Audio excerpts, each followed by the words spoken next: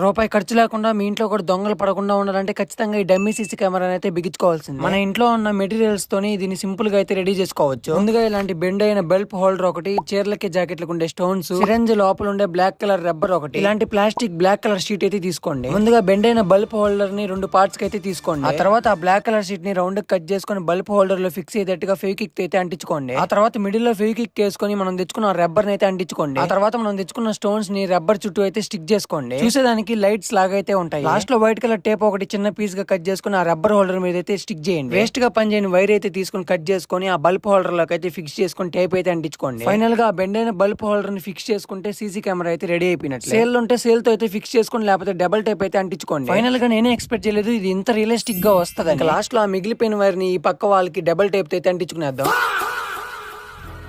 Video చూసే మీకు నాకు తప్ప మిగతా వాళ్ళందరూ దీన్ని రియల్ కెమెరానే అనుకుంటారు. అలా చూసేలేకపోతే పోయే ముందు సబ్స్క్రైబ్ అని ఫాలో అయితే చేసుకోవచ్చు కదా.